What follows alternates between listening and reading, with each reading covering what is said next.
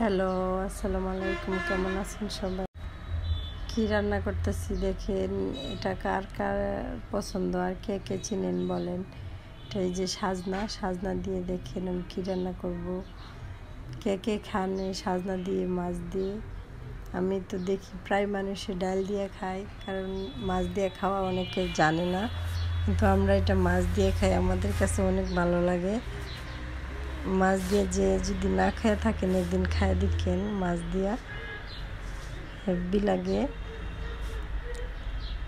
দেখতে দেখতে রমজান মাসটা চলেই গেল, দেখছেন রহমতের মাস কিভাবে চলে যায়, অতি তাড়াতাড়ি চলে গেছে। দেখতে দেখতে চলে গেল সেই মাস। জানি না সামনের মাস আর সামনে রমজান পাবো কি।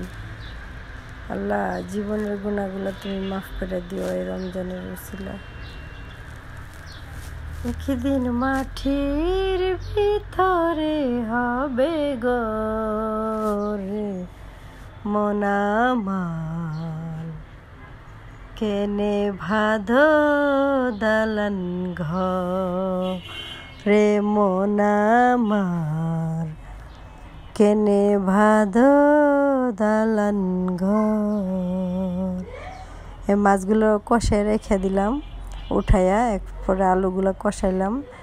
এখন এই যে সাজনাগুলো দিয়ে কষাচ্ছি, দুইটা একসাথে কষানো হয়ে যাচ্ছে দেখেন। এই যে এখন আমি মাছগুলো দিয়ে দিব, মাছগুলো দিয়ে একসাথে যে কষাই নিব একটু, তারপরে আমি যে দেখেন ঝোল দিয়ে দিব। এটা এরকম করে রান্না করলে তো অনেক ভালো লাগে। কে কীরকমভাবে খান, কিন্তু আমরা এই সাজনাগুলো এরকমভাবে খাই, অনেক ভালো লাগে। যদি না খেয়ে থাকেন এরকমভাবে খেয়ে দেখেন।